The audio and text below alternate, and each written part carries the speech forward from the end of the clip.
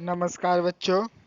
आज हम करेंगे कक्षा 7वीं का पाठ नंबर 1 अनपंछी उन्मुक्त गगन के। बहुत आसान पाठ है ये, न ज़्यादा बड़ा। कविता है, न ज़्यादा बड़ा न छोटा, नॉर्मल है आपके हिसाब से और बहुत आसान भी है। अगर आप इसे ध्यान से मन लगा के अपना 50% भी मन लगा के यहाँ पे पढ़ेंगे तो ये आपको अच्छे से समझ में आ जाएगा। और हम एनसीईआरटी क्वेश्चन जो दे रखे हैं वो भी सारे डिस्कस करेंगे यहाँ पे, और आपको अच्छे से ये पार्ट समझ में आ जाएगा। और कोई भी दिक्कत हो तो आप हमें कमेंट बॉक्स में लिख सकते हैं, हम आपको वहीं पे ही उत्तर देने की कोशिश करेंगे। और अगर नहीं होता है तो हम अगली वीडियो में आपकी पूछी गई चीज को सम्मिलित करने की जरूर कोशिश करेंगे। अगर आपको ये वीडियो जरा सी भी अच्छी लगती है तो इसे लाइक करें, शेयर करें और मेरे चैनल को हायर एजुकेशन को सब्सक्राइब करें। तो हम आगे चलते हैं। हाँ, ये आया है कविता जो आपके किताब में दे रखी है, हम पंछी उन्मुक्त गगन के। हम पंछी उन्मुक्त गगन के। तो पहले हम इस कविता को स्टैंजा बाय स्टैंजा देखेंगे। पहले स्टैंजा हम पढ़ते हैं, उसके बाद सेकंड, फिर थर्ड, फिर फोर्थ, उसके बाद फिफ्थ और सिक्स्थ। 6 स्टैंजा है इस पोयम में। तो हम शुरू करते हैं। हम पंछी उन्मुक्त गगन के, पिंजरे बद्ध ना रह पाएंगे। कनक तिल्लियों से टकराकर पुलकित पंख टूट जाएंगे। इसका मतलब है हम पंछी उन्मुक्त गगन के। उन्मुक्त मतलब स्वतंत्रता। जो हम पंछी हैं, हम स्वतंत्र हैं। उन्मुक्त मतलब हम मुक्त होके घूमना चाहते हैं। और हम जो पंछी हैं, हम मुक्त गगन के पंछी हैं। पहली, गगन मतलब आसमान। पहली पंक्ति में यही बताया गया है कि हम पंछी उन्मुक्त गगन के, मतलब हम फ्री, मुक्त गगन के पंछी हैं। इसके बाद पिंजरे बद्ध ना गा पाएंगे। आपने देखा होगा कि पक्षी गाते हैं, आवाज निकालते हैं तो ऐसे लगता है जैसे गा रहे हो। तो वो कह रहे हैं कि पिंजरे बद्ध मतलब पिंजरे में बंद होकर ना गा पाएंगे, मतलब हम पिंजरे में बंद होकर नहीं गा पाएंगे। इसके बाद है कनक तिल्लियों से टकराकर। कनक तिल्लियों से टकराकर मतलब आपने देखा होगा जैसे ये पिंजरा है, ये पिंजरा है तो इसके चारों तरफ तिल्लियां होती हैं। तो कवि यहाँ पे यही कहने की कोशिश कर रहे हैं, जो पक्षी है वो भी यही कह रहे हैं कि जो इसकी ये जो तिल्लियां है, हम जो है इन तिल्लियों से टकराकर, कनक तिल्लियां ही नहीं कहा गया है, आप वर्ड मीनिंग भी साथ में लिख सकते हैं। कनक तिल्लियां मतलब पिंजरे की जो चारों तरफ चौकसी बोल सकते हैं तिल्लियां होते हैं, उन्हें हम कहते हैं कनक तिल्लियों से टकराकर पुलकित पंख टूट जाएंगे। जो हमारे पंख है, प्यारे प्यारे अच्छे से नाजुक जो हमारे पंख है, वो इनसे टूट जाएंगे। तो पहले पैराग्राफ में इतना है। इसके बाद हम अगले पैराग्राफ की तरफ पढ़ते हैं। तो अगला है, हम बहता जल पीने वाले मर जाएंगे भूखे प्यासे। कहीं बलिया कुटुक निमोरी कनक कटोरी की मैदा से। मतलब हम बहता जल पीने वाले, पहली पंक्ति में है कि हम जो हैं, हम बहता जल पीते हैं, मतलब हम जो है, जो नदियों में जल बह रहा होता है, तालाब में जल होता है, कटोरे में जल होता है, उड़ते उड़ते हम वो पानी पीने वाले मर जाएंगे भूखे प्यासे। मतलब अगर हम पिंजरे में बंद हो गए, अगर हम पिंजरे में रहे और जब हम बहता हुआ पानी नहीं पी पाएंगे, बाहर की चीजें नहीं खा पाएंगे, तो हम जो है इस पिंजरे में बंद होकर भूखे प्यासे मर जाएंगे। इसके बाद है कही बलिया कुतुब निबोरी, मतलब कई बलिया मतलब इससे अच्छी है कुतुब निम्बोरी, मतलब निम्बोरी आपने देखा होगा, नीम का पेड़, नीम के पेड़ पे एक हरा और पीले कलर का एक फल आता है, उसे हम कहते हैं निम्बोरी। और कुतुब मतलब खट्टी कड़वी, कड़वी निम्बोरी होती है वो। तो यहाँ पे कवि क्या कहना चाहते हैं, कही बलिया कुतुब निबोरी, मतलब कुतुब निबोरी बहुत अच्छी है, किससे? कनक कटोरी की मैदा से, मतलब कनक कटोरी की मैदा से मतलब मैदे का खाना, या जो भी हम खाना पक्षियों को पिंजरे में बंद करके देते हैं, तो यहाँ पे पक्षी हमारे दिए गए खाने की और जो वो खाना बाहर खाते हैं उनकी तुलना कर रहे हैं कि कुतुब निबोरी से अच्छा है कनक, कुतुब निबोरी अच्छी है कनक कटोरी की मैदा से। पहला पैराग्राफ हो गया हमारा, सेकंड हो गया। थर्ड की तरफ आते हैं, तो थर्ड में है स्वर्ण संकला के बंधन में अपनी घटी उड़ान सब भूले, बस सपनों में देख रहे हैं तरु की, तरु की फुगानी पर के झूले। इसका मतलब, इसका मतलब है स्वर्ण श्रृंखला के बंधन में, यहाँ पे पक्षी कह रहे हैं अगर आप हमें स्वर्ण श्रृंखला के बंधन में भी रखेंगे, मतलब हमें सोने के पिंजरे में भी रखेंगे, तो हम उसमें भी रहना पसंद नहीं करेंगे।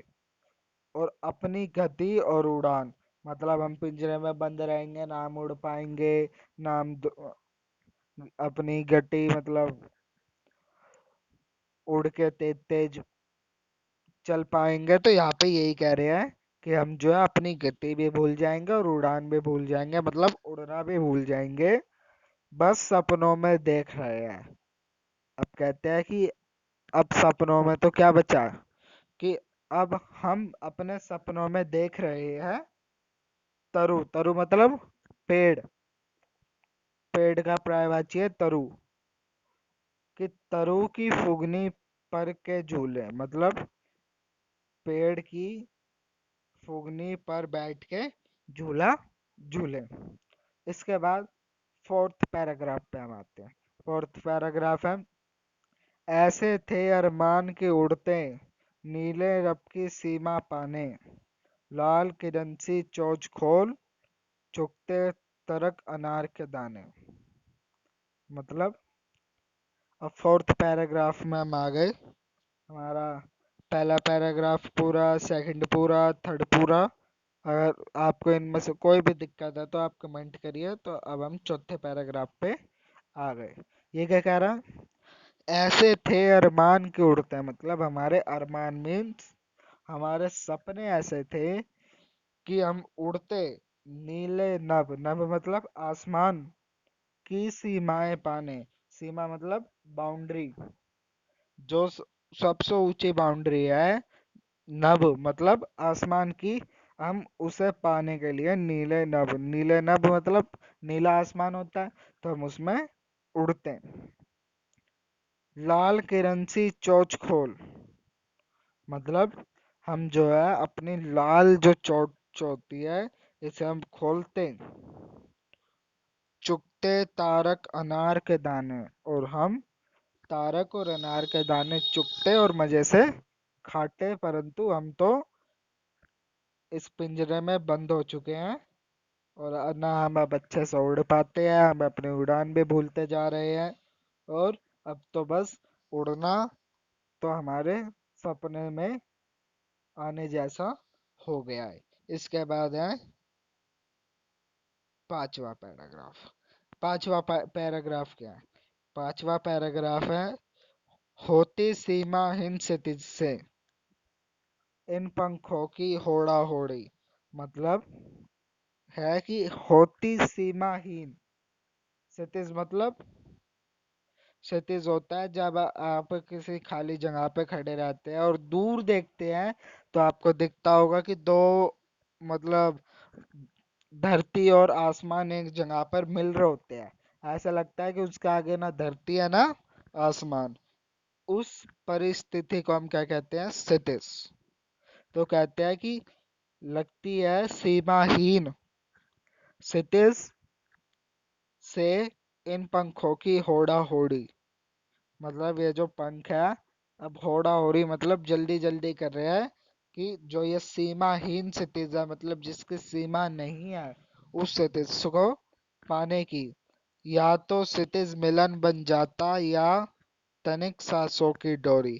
मतलब या तो क्षितिज मिली जाती या जो सांस है, तन की सांसों की डोरी, मतलब जो सांस है वो रुक जाती या तो तन जाती, मतलब चलती रहती, और या तो हमें क्षितिज का मिलन मिल जाता।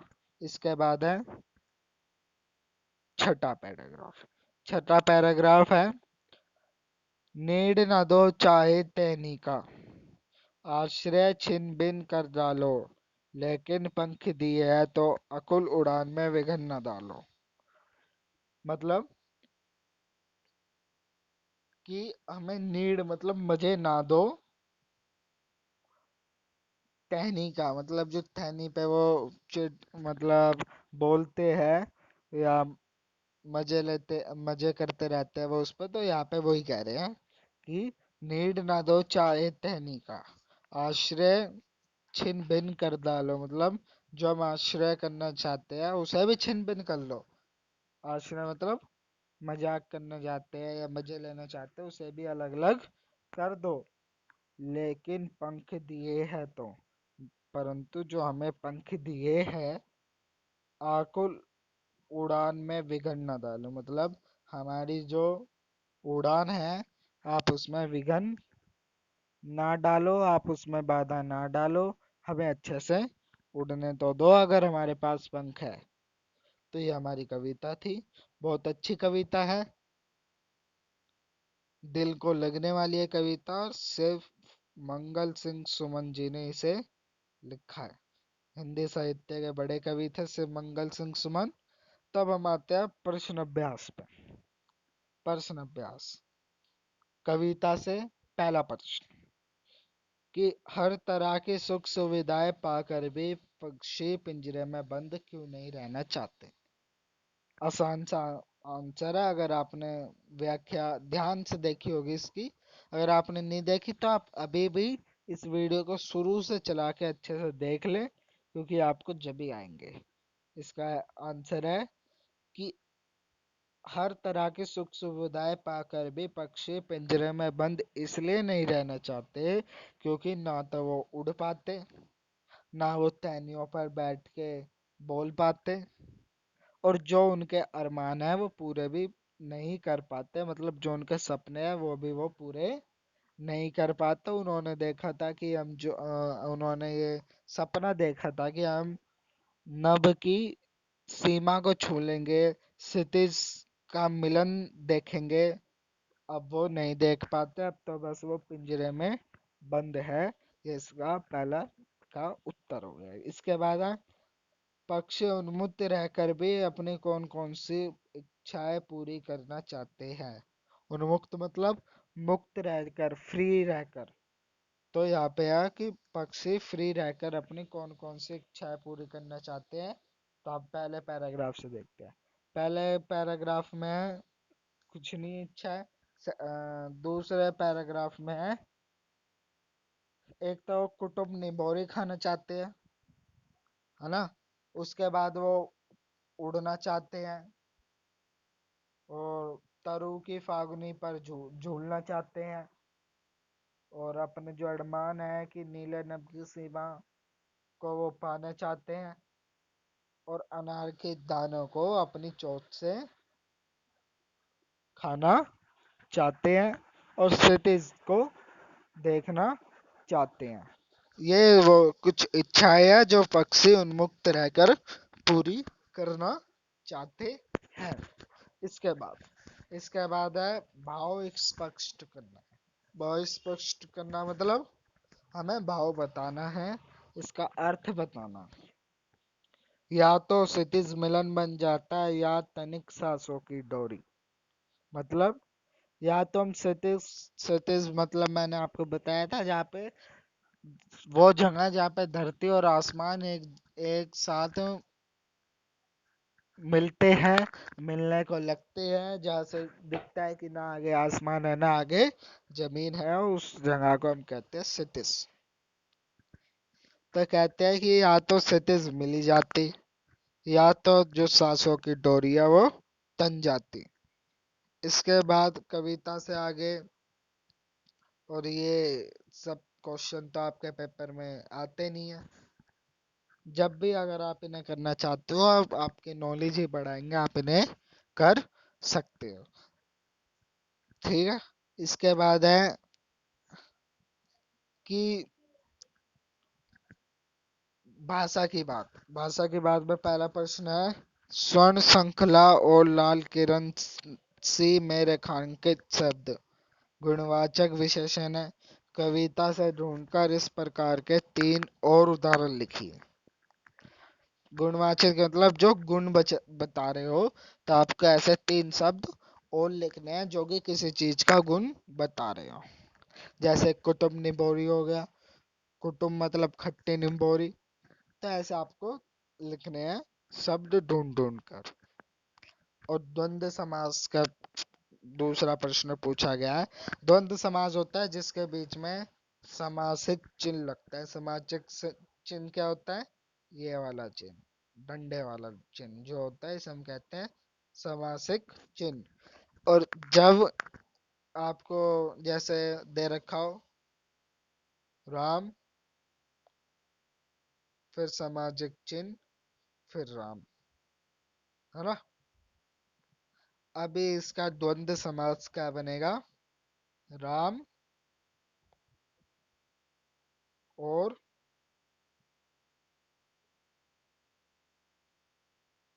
राम। मतलब जो ये सामासिक चिन्ह है ना, ये हटके यहाँ पे और लग जाता है, बस ये आपका द्वंद्व समास में बदल जाता है। ऐसे आपको उदाहरण देखने हैं। हम उदाहरण देख के कविता में कविता में छिन भिन, जैसे आखिरी पैराग्राफ में देखो छिन भिन। तो छिन भिन में क्या हो जाएगा? छिन सामासिक चिन्ह और भिन्न, और इसका द्वंद्व समास क्या बनेगा? छिन और भिन्न। तो ऐसे आपको 10 शब्द ढूंढ के लिखने हैं, इसमें 10 शब्द है। और इसके बाद भाषा की बात भी हमारी खत्म हो गई। ये मैंने एक्स्ट्रा के लिए पेज छोड़ा था, परंतु मैंने वहीं पे समझा दिया। एक बार और एक उदाहरण और देख लीजिए द्वंद्व समाज का, जैसा है मामा मामी। ये क्या बनेगा? मामा और मामी। ठीक है। इसके बाद, वाह, हमने इतने कम समय में सब कुछ कर लिया।